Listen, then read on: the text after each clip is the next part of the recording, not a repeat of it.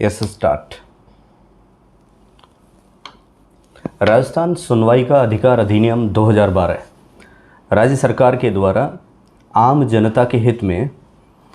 केंद्र सरकार की और राज्य सरकार की तमाम वे फ्लैगशिप योजनाएं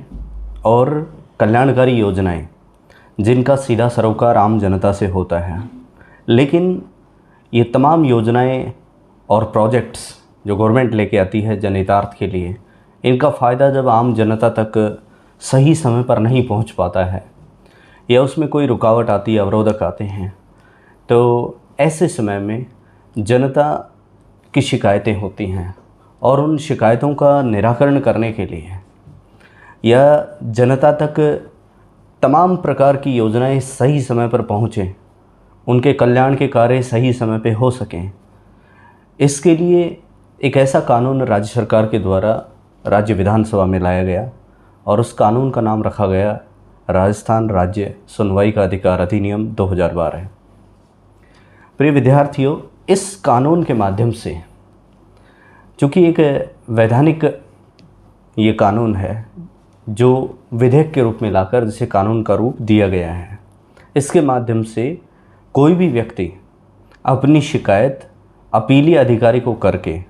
यदि उसका कार्य 15 दिवस में नहीं होता है तो वह राहत या निजात पा सकता है। इसके बारे में जानते हैं। भारत में पहली बार नागरिकों को सुनवाई का अधिकार अधिनियम राजस्थान सरकार के द्वारा दिया गया। पूरे भारतवर्ष में पहला राजस्थान राज्य बना जिसने आम जनता के लिए सुनवाई का हक दिया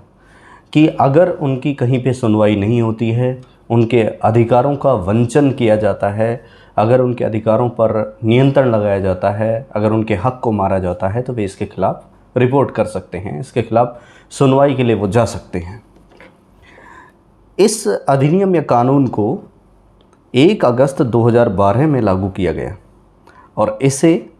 राजस्थान लोक सेवाओं के प्रदान की गारंटी अधिनियम, जो इससे पूर्व में लाया गया था 2011 में कानून,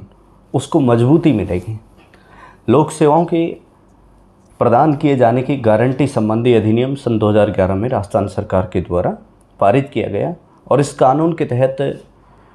कुछ विभागों की लगभग 225 सेवाओं को उसमें प्रतिबद्ध किया गया कि उन तमाम सेवाओं को अगर लोकहित में प्राप्ति नहीं होती है, लोक सुनवाई नहीं होती है, तो उसके खिलाफ आप अपील कर सकते हैं। ठीक उसी प्रकार से उस कानून को मजबूती देने के लिए सन 2012 में जन सुनवाई का अधिकार अधिनियम राज्य सरकार के द्वारा पारित किया गया। इस अधिनियम के बारे में जान लेते हैं। इस अधिनियम की खास विशेषता यह है कि आम जनता, किसी भी आम नागरिक को अपने निवास स्थान से सुनवाई के लिए बहुत दूर नहीं जाना होगा। इसके लिए वह अपने नज़दीक ही किसी स्थान पर सुनवाई का अवसर प्राप्त कर सकेगा, यानी कि चाहे ग्राम पंचायत हो, चाहे ब्लॉक स्तर पर पंचायत समिति हो या फिर जिला परिषद कार्यालय हो अपने ज़िले से संबंधित,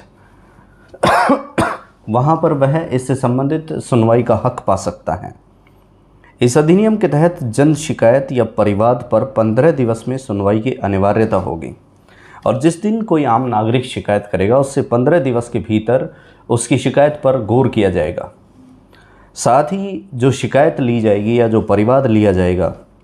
उसके निर्णय की संसूचना मतलब यथा सूचना,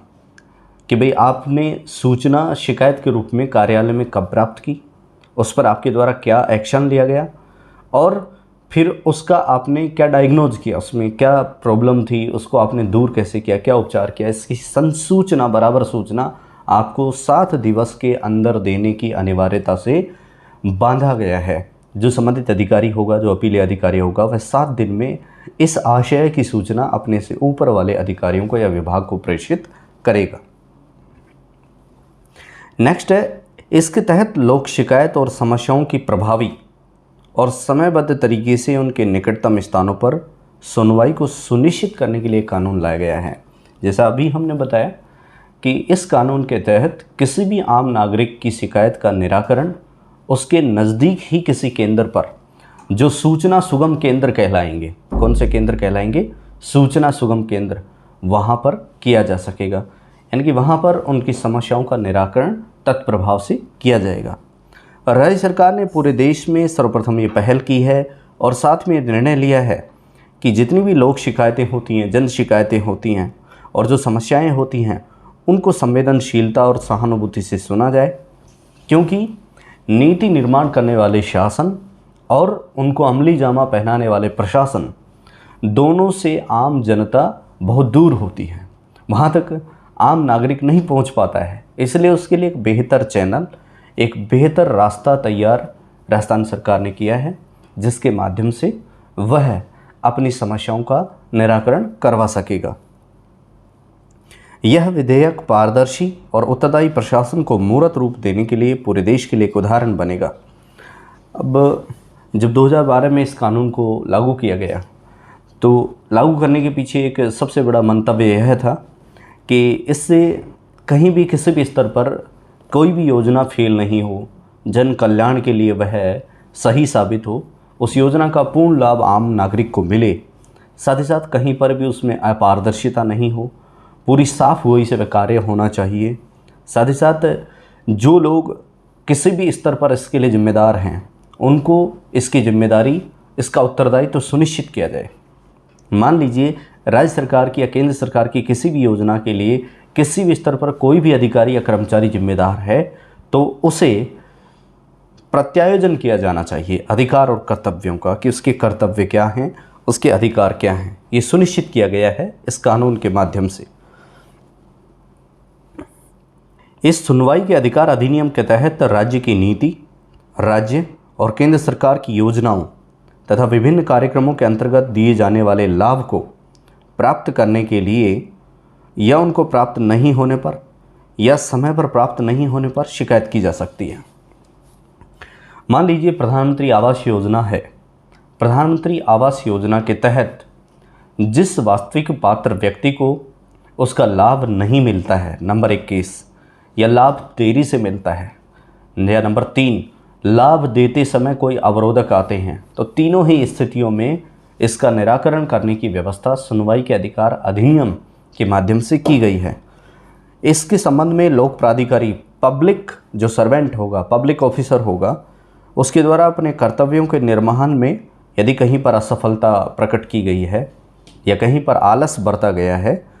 तो उसके वेतन से शास्ति या जुर्माना वसूलने का प्रावधान भी किया गया है, और ये जुर्माना 5,000 रुपये तक का होगा। मान लीजिए किसी गरीब व्यक्ति तक किसी योजना का लाभ देरी से पहुंचता है या नहीं मिल पाता है, तो इसके लिए जो जिम्मेदार जनसेवक, लोक सेवक होगा, चाहे वह कर्मचारी हो चाहे अधिकारी हो, और जिसकी जिम्मेदारी प्रथम अपीलीय अधिकारी के रूप में बनती है, जो उसके लिए जिम्मेदार होगा, उसके ऊपर राज्य या केंद्र सरकार के किसी भी योजना के असफल होने की स्थिति में राज्य सरकार इस कानून के माध्यम से 5,000 रुपये तक का जुर्माना सुनिश्चित कर रहती है। साथ ही ईमानदारी से काम करने वाले अधिकारियों को संरक्षण का प्रावधान भी इस कानून के तहत किया गया है, जिससे कि ऐसे ईमानदार अधिकारियों को प्रताड़ित नहीं किया जाए, और जो अच्छे अधिकारी हैं, जो ईमानदार अधिकारी हैं, वो किसी भी स्तर पर प्रताड़ित न किए जाएं, इस बात का संरक्षण भी इस कानून के तहत किया गया है। अब इसमें एक बात आती है कि भाई सुनवाई का अधिकार अधिनियम जो आम जनता के लिए बनाया गया 2012 में, क्या एक आम नागरिक अपने किसी शिकायत का निराकरण के लिए जिला स्तर पे जाएगा या किसी दूसरे स्थान पे जाएगा या सीधे सचिवालय जाएगा? इसके लिए स्पष्ट किया गया है कि उस व्यक्ति के पास निकटतम स्थान पर, चाहे वह ग्राम पंचायत भवन हो, चाहे वह पंचायत समिति भवन हो, या कोई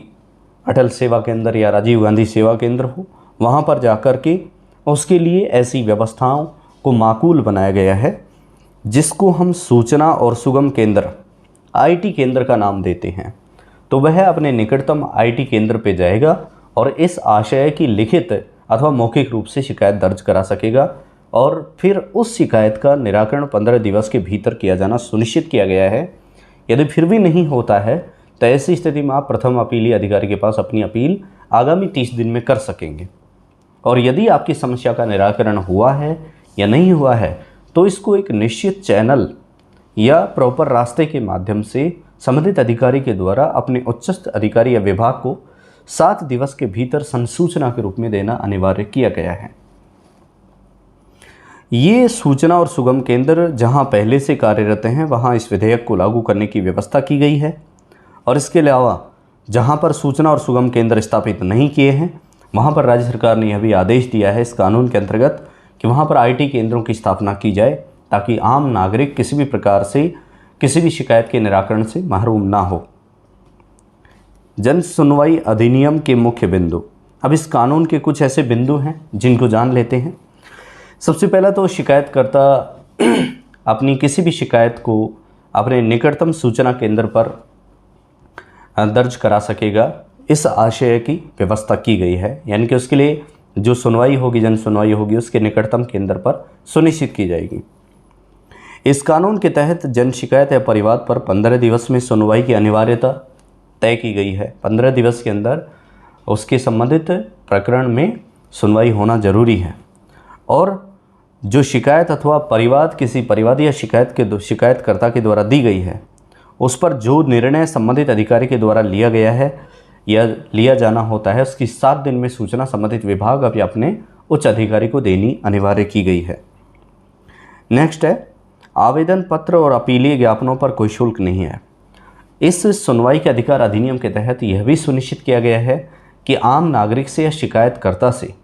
किसी भी प्रकार का शुल्क या फीस वसूली नहीं की जाएगी, बल्कि यह निःशुल्क सुनवाई का अधिकार अधिनियम है। जन सामान्य की सहायता और मार्गदर्शन के लिए सूचना और सुगम केंद्रों की स्थापना का प्रावधान। साथ ही इसमें यह भी सुनिश्चित किया गया है कि किसी शिकायतकर्ता को या आम नागरिक को अपनी शिकायत को दर्ज कराने के लिए जिन सूचना और सहायता सुगम केंद्रों की स्थापना की जानी है या की गई है, वहाँ पर यह कार्य किया जा सकेगा। और जहाँ पे सूचना केंद्र या सुगम सहायता केंद्र नहीं है, वहाँ पर ऐसे केंद्रों की स्थापना तत्काल रूप से की जाएगी। ग्राम पंचायत, तहसील, उपखंड और जिला स्तर पर लोक सुनवाई अधिकारी एवं अपीलीय प्राधिकारों की नियुक्ति इस कानून के तहत की गई है। यानी कि जो अधिकारी होते हैं, जैसे खंड स्तर पर विकास अधिकारी होता है, उपखंड स्तर पे जैसे उपखंड मजिस्ट्रेट या उप जिला कलेक्टर होता है, इसी प्रकार से नगर परिषद में नगर परिषद का कमिश्नर होता है, नगर निगम का कमिश्नर होता है, उन लोगों की जवाबदेही तय की गई है। उनको इसमें सक्षम प्राधिकारी के रूप में नियुक्त किया गया है जो आपकी शिकायतों को सुनेंगे। वहीं जिला स्तर पर एडीएम, अतिरिक्त जिला कलेक्टर और विभिन्न विभागों के जिला अधिकारी जो जिला स्तर पर कार्य करते हैं, मुख्य कार्यकारी अधिकारी सीईओ जो होता है जिला परिषद का, आयुक्त जो कमिश्नर होता है नगर निगम या नगर परिषद का, उसको लोक सुनवाई अधिकार के रूप में नियुक्ति दी गई है। इसके अलावा जिला कलेक्टर के अधीन विभिन्न विभागों के जो जिला अधिकारी होते हैं, उनको अपने अपने विभाग का इसमें सक्षम लोक सुनवाई प्राधिकारी के रूप में नियुक्त किया गया है कि वे उसके विभाग से संबंधित तमाम प्रकार की शिकायतों या समस्याओं का निराकरण करने के लिए जिम्मेदार या उत्तरदायी होंगे। साथ ही साथ जिला कलेक्टर,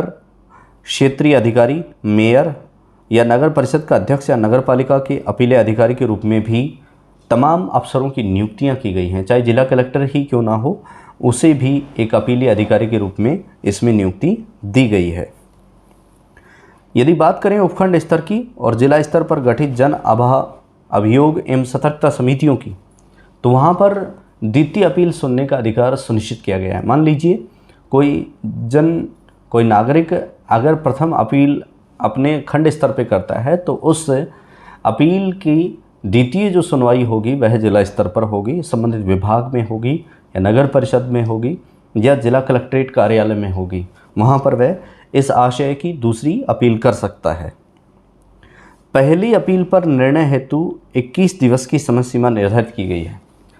आपका कार्य जहाँ पर चैनल के माध्यम से होना था वहाँ नहीं होता है, तो आप पहली अपील अपने विभाग के संबंधित अधिकारी को जब करेंगे तो उसमें सुनिश्चित किया गया है कि 21 दिवस के भीतर आपकी समस्या को दूर किया जाएगा। 21 दिन तक आप इंतज़ार करेंगे। 21 दिन के भीतर प्रथम अपील अधिकारी का एक कर्तव्य है कि वह आपकी समस्या को दूर करेगा, और अगर नहीं कर पाता है शिकायत का निराकरण, तो आप द्वितीय अपील अधिकारी के पास में इसके बाद में जा सकेंगे। साथ ही साथ जब प्रथम अपील अधिकारी को आप अपनी शिकायत देंगे या परिवाद देंगे, तो आपको एक विशिष्ट रजिस्ट्रीकरण संख्या या यूनिक नंबर दिया जाएगा। आपको एक विशिष्ट संख्या दी जाएगी, एक विशिष्ट नंबर दिया जाएगा,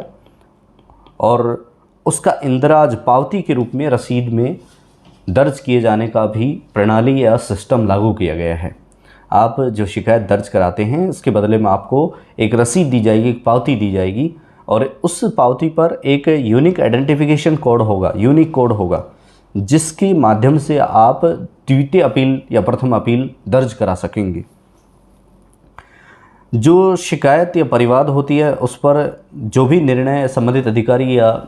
विभाग के किसी कर्मचारी के द्वारा, जो जिम्मेदार है उसके द्वारा लिया जाना होता है, वह जो भी निर्णय लेता है या जो भी निराकरण करता है या जो भी कदम उठाता है, उसका विवरण, उसका तमाम डेटा वह अपने उच्च विभाग या अधिकारी को देगा, 7 दिन के भीतर देगा। समय पर सुनवाई नहीं होने पर या फिर विभाग के द्वारा आपको यदि गुमराह किया गया है, तो आप अगर इस निर्णय से अगर असंतुष्ट हैं तो 30 दिन के भीतर आप पहली अपील कर सकेंगे। कितने दिन के भीतर? 30 दिन के भीतर। ध्यान रखिएगा, पहले बार जब आप अपील करेंगे तो आपको क्या करना है, 30 दिन तक इंतज़ार करना है, और जब आप 30 दिन इंतज़ार कर लेते हैं तो आप प्रथम अपील अधिकारी के पास में जाएंगे, वहाँ आप शिकायत दर्ज कराएंगे। प्रथम अपीली अधिकारी को 21 दिन मिलते हैं, वह 21 दिन के भीतर आपकी समस्या का निराकरण करेगा। इस अधिनियम के तहत जो भी विनिश्चय किया जाएगा उस पर न्यायालय की अधिकारिता का वर्जन है। यानी कि हालांकि ये कानून है, सुनवाई का अधिकार अधिनियम एक कानून है जो आम जन की शिकायतों का निराकरण करने के लिए, उनकी सुनवाई के लिए बनाया गया है, लेकिन फिर भी यदि इसमें कहीं पर कोई दिक्कत है तो आप इसके लिए गए निर्णयों को या सरकार के द्वारा आपकी शिकायत का जो निराकरण किया जाता है वो तमाम न्यायालय के क्षेत्र अधिकार में होंगे। आप उसके खिलाफ कोर्ट में जा सकते हैं, निर्णय में कोर्ट में जाकर अपील कर सकते हैं। इस अधिनियम के अंतर्गत अब तक कुल जो प्रकरण दर्ज हुए हैं, हालांकि इसमें डेटा नए आ चुके हैं, कुल मिलाकर के कहा जा सकता है कि जन सुनवाई के अधिकार अधिनियम के तहत बड़े पैमाने पर आम जनता की भलाई के लिए कार्य किए जाते हैं और उनकी तमाम प्रकार की सुनवाई की जाती है, समस्याओं का निराकरण किया जाता है। और इस आशय के लिए यह अधिनियम कानून बनाया गया राज्य सरकार के द्वारा सन 2011 में, लेकिन इसको मूल रूप से 1 अगस्त 2012 से राजस्थान में लागू किया गया है, जो राजस्थान लोक सेवाओं के प्रदान किए जाने के गारंटी अधिनियम के सहायक के रूप में कार्य कर रहा है।